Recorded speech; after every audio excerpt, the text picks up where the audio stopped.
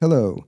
In today's episode of the Being Dad After Divorce podcast, I'm going to talk about two frames through which people think about the co parenting relationship after separation that are not helpful. Okay. They're damaging. And I'm going to talk about the third frame, which I think is actually a much better frame. And if you consider what I'm going to talk about today, it's going to help you be more clear and confident about how you can orient toward your ex to make it much more likely that you two can co-parent effectively after you have separated. Stay tuned. Welcome to the Being Dad After Divorce podcast. I'm John Peters. I'm your host, and I'm giving you these tips about how to cope and co-parent after separation. If you're a father going through divorce or recently having gone through divorce, because I've been working with thousands and thousands of separated parents over the last 30 years as a therapist, a co-parent coach, a mediator, and a divorce educator. So if you're new to the podcast, welcome. And if you have yet to see the whole podcast, I've got some helpful information in the previous episodes. I'll put a link up here at the top right now to episode number 1 if you want to go start there. But you can always go to that at the end. I'll put a link in the description below to episode 1 too if you want to go to the whole playlist at that point, okay? So in today's episode, I want to talk about just what the ideal co-parenting relationship is, and not necessarily to say we have to try to be perfect at it. But if we think about how we think about what co-parenting is, it actually informs, it contributes, it influences how we relate to it and how we view it and how we can see positivity, right? Because you're going to be dealing with your ex for a long time into the future. And the ways that you have to try to deal with your kid's other parent now are not uncomplicated, right? They're challenging. And I think that a lot of people just don't have a real good frame of how to think about that. And I'm going to talk about two frames that I think are very unhelpful, and the one that I tend to promote to people that I think is much more helpful. So what am I talking about here? The first frame that I think is very common for people in terms of what is co-parenting after separation is this one. We are enemies.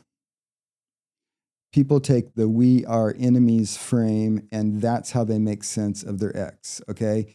It's understandable because people are hurt, people are angry, people have this attitude, my ex is evil, stupid, and crazy. My ex is an unfit parent.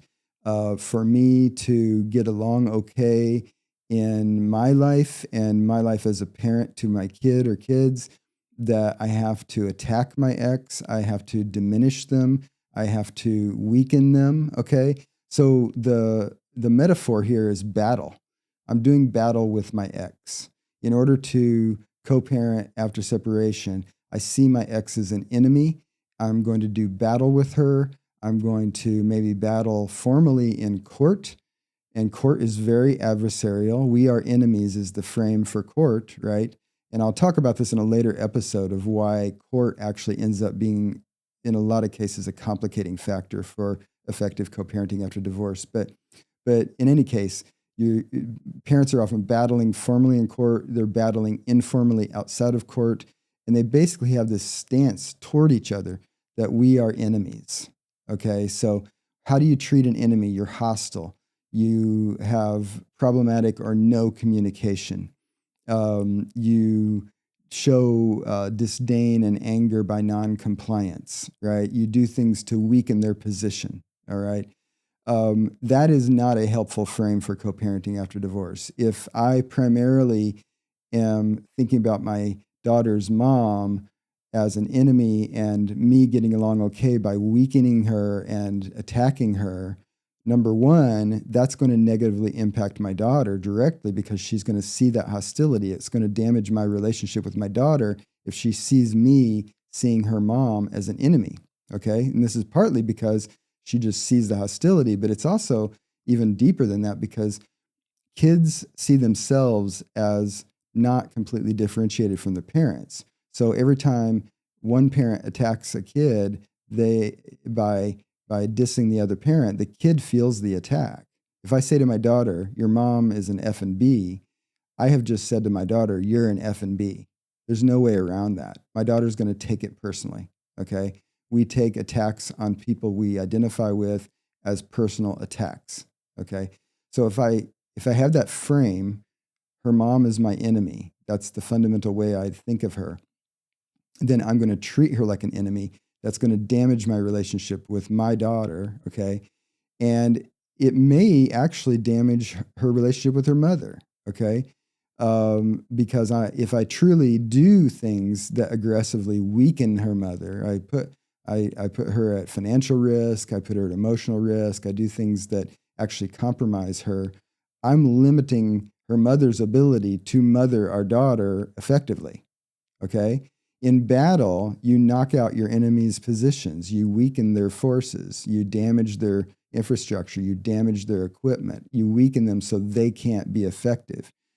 Do I want my daughter to not have an effective parent? Right? That's not good for my daughter. It's not good for any kid. I don't want your kid to have ineffective parents. I don't want any kid in my community or in the world to have ineffective parents, because we parents are the number one people on the planet who are concerned with our kids' welfare. Okay? And as much as you are hurt by your divorce, as much as you think your ex is a problematic person, that's a person on the planet who is more concerned about the welfare of your kid than other people, right? Even carrying other family members typically. So the frame of "we are enemies" is not a helpful frame. It's an understandable thing that people get stuck in, but we need to move out of that in order to see something else that's more constructive and that doesn't put our kids at risk of being directly harmed or indirectly harmed through however that might play out in terms of the battle and the ways that parents damage each other through their hostility after divorce, or the way parents are ineffective through non-cooperation. Because a lot of the times, even when parents aren't overtly hostile, they express their anger through non-cooperation. Like, you texted me about something important, I'm going to wait a week to text you back, or I'm not going to text you back at all, right? That's showing anger through non-cooperation. That's passive aggressive, okay? But that's the type of thing that people do when they're stuck in the frame of "we are enemies," all right? That is not a good frame. The second frame that I think is unhelpful is "we have to be friends." Now, this might sound a little weird to say that, because being friends is a positive thing. And in fact, when I used to teach the Children Cope with Divorce class, and I taught that to over 10,000 parents, I gave it hundreds of times over a long period of years. When I taught this section on co-parenting, I would often start by just asking the audience, the parents who were there, what do you think the ideal co-parenting relationship is? The most common answer I got, okay, and this was a common thing that people thought about clearly enough to give an answer.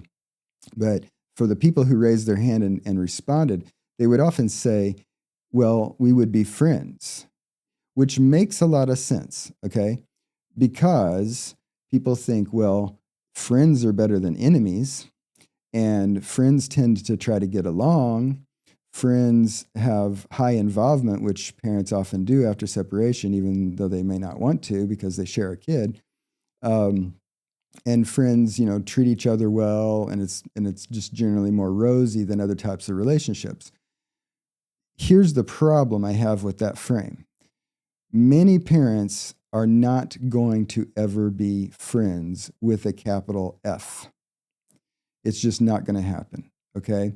If you think about the people in your life right now that you would say, those are my friends, you might notice that you have relationships with them that is different than you have with your ex, okay? Now, I'm not poo-pooing people who are separated and are true friends, and I'll say more about that later, but I think when people set the bar very high and say, for us to be successful co-parents, we need to be friends. We need to try to be friends. For a lot of parents, that's a setup for failure because a lot of parents aren't going to be friends with a capital F. But a lot of parents who aren't friends, are not friends, they can still be really, really good co-parents. Okay? Because I don't think that we have to be friends to be effective at co-parenting, because what we need to do is adopt the third frame, which I'm going to tell you about in a second, right? But just suffice it to say, we don't have to be friends with a capital F, because you may not be. And yet, I don't want you to give up and say, because in this moment today, I can't ever see us being friends. Therefore, I'll just flip to the other frame, which is we are enemies. Those are not the only two choices. Okay. So here is what I think is the better frame than the first two. Okay. And my frame is we are committed to being friendly. We are committed to being friendly. Friendly doesn't mean friends, okay? What does it mean to be friendly? You probably have people in your life that you have a friendly relationship with, but you would not report to me that they are your friends. Maybe it's coworkers, maybe it's neighbors, maybe it's people who are in your congregation at your church, people in your community or whatnot. They're people you're familiar with. You might have an ongoing relationship with them. You might have things you actually need to collaborate with them at times, but you have a friendly relationship. You don't necessarily count them as friends with a capital F. And what does it mean to be friendly? It means to be civil. It means to be reasonably collaborative around things that you actually do need to cooperate around, right? It means to try to not be hostile and see them as an enemy. It means to do things to make it more likely that you can maintain a friendly relationship, right? If I want my neighbor and me to have a friendly relationship, I probably won't play my stereo too loudly, right? When they're trying to sleep, okay? Do we have to be friends for that to happen? No. All right. But if I'm committed to being friendly to my neighbors, then that guides me in terms of my behavior toward the neighbors. I'm going to be civil, which includes not playing my stereo at midnight at 11, right? Turned up to 11. And I'll give you an example. Like when I taught the Children Cope with Divorce workshop, there was a co-instructor and I who delivered these workshops together. And we did that for 15 years. We delivered over 200 of those workshops to thousands and thousands of parents. We were civil, we were collaborative in sharing that task of delivering that workshop for 15 years, okay? Was I her friend? No. Was she my friend? No. We never even went out to lunch one time in 15 years.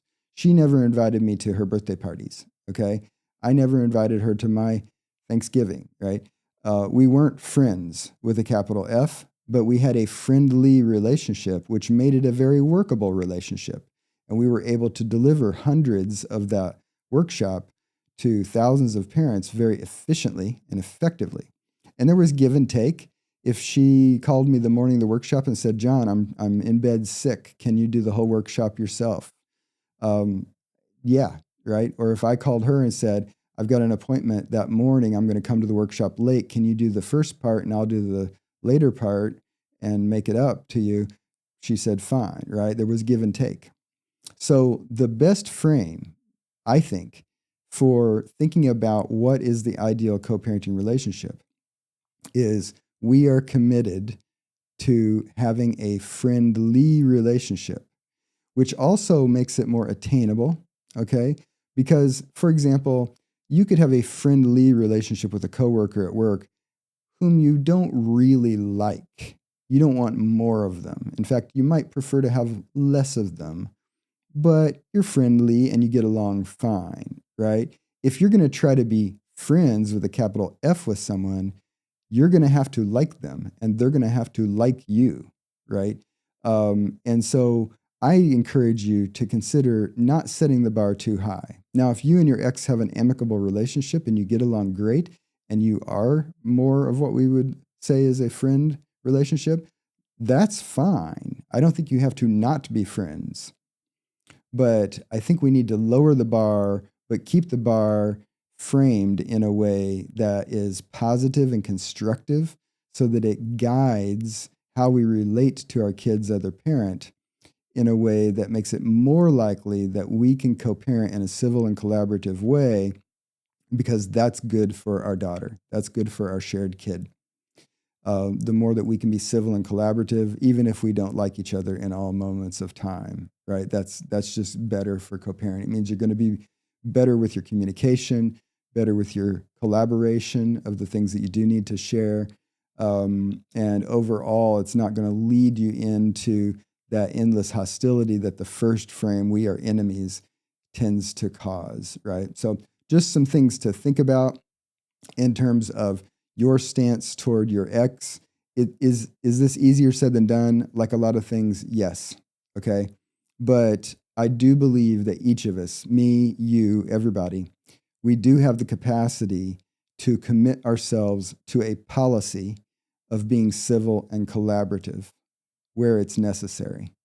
And I think the co-parenting relationship is a situation where it is necessary to be as civil and as collaborative as we can reasonably around the things that we need to communicate and cooperate, right? So commit yourself to a policy of being civil and collaborative, even if you don't think your ex deserves it, but simply because you can see, as I've explained today, that it is a good policy to follow for the benefit of your kid. It's a good policy to follow, not because you like their other parent, not because you think they deserve it. Maybe you think they don't deserve it because they've been a jerk recently, okay? But it's still a good policy to be civil and collaborative for the reasons that I've talked about today. So thanks for joining me today. If you like this content, hit the like button below, please. If you have a comment about what I've shared in this video, feel very free to comment below. And if you have yet to subscribe to the channel, please subscribe because I'd love to build this channel out and let YouTube know who's watching. And also, so you're aware, I do have an online coaching group. So if you would like to work directly with me in my online coaching group, you can go to fatherhoodforward.com and you'll be able to join there. I have multiple weekly group coaching calls for fathers dealing with divorce. So if you're going through divorce or you have gone through divorce in the last 12 months or so, you might find this group very helpful to get some direct support. So feel free to come over and join me there. And I'd love to have you in the group. All right. So I'll see you in the next episode.